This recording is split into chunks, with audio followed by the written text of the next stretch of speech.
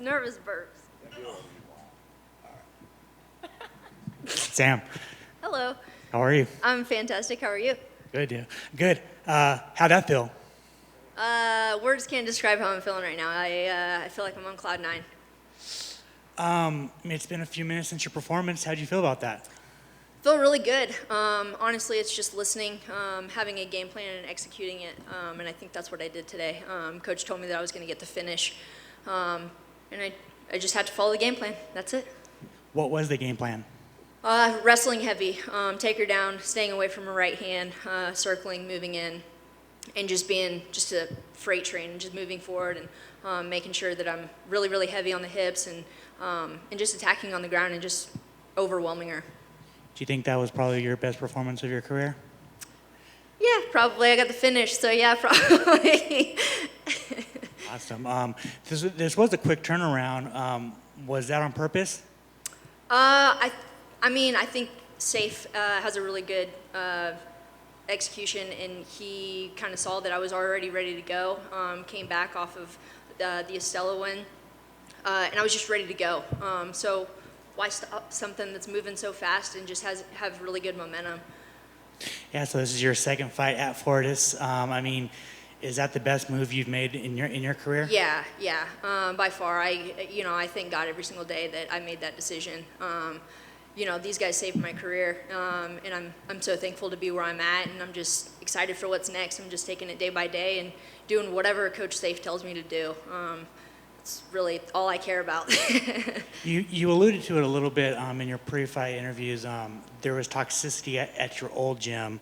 What was that? Yeah, that's in the past. I'm not focused on the past. I'm living in the present, living in the future. So I'm just excited for what's kind of next, and that's really all I care about. Fortis is my home, and I'm excited to be there. I've got the best coaches in the world, so that's it. Awesome.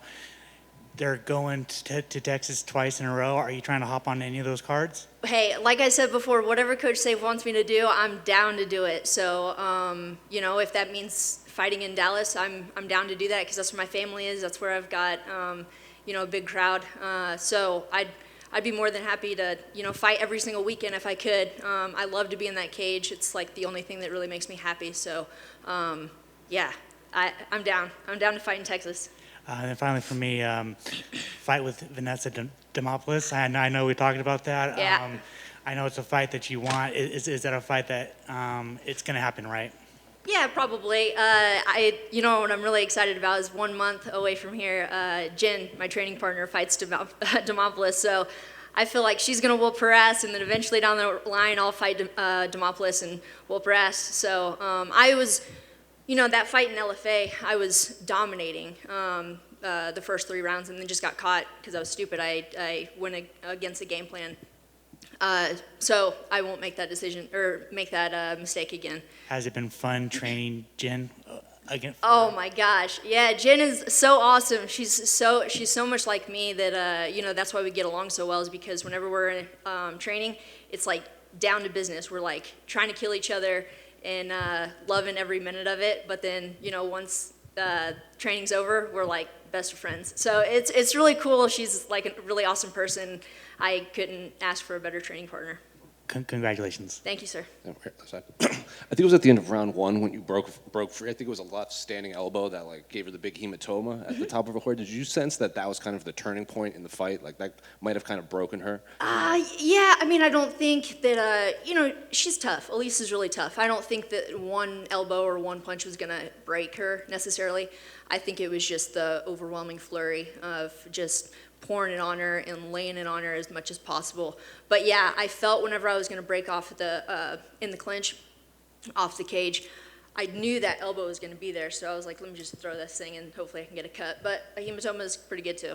Then you're finding a lot of success taking her down. I think it was the body lock. And even the commentators were saying why isn't, they were surprised that Elise wasn't making the adjustments in there because they could see it coming and they assumed she could see it coming and then you could. So were you surprised that she didn't make any adjustments in there?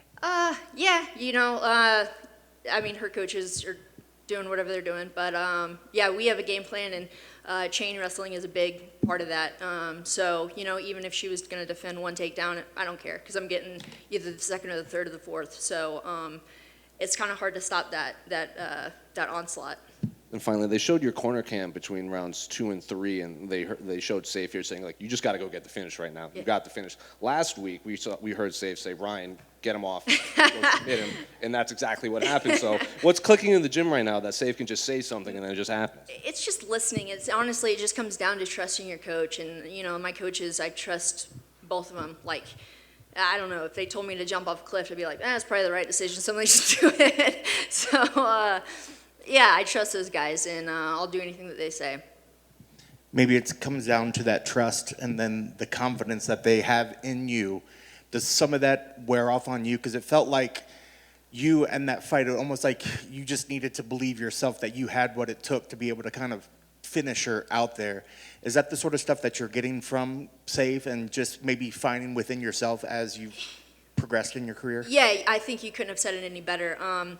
You know, whenever I first stepped into Fortis, I really struggled with confidence and hesitation, and that was a big one. And Coach Safe has really worked with me on that, and just, you know, instilling that, hey, you need to believe in yourself because you are good, and stop with any doubt. Like, so that was, you know, a big part of the game plan, a big part of training, and I think that, like, I've just absorbed that from him.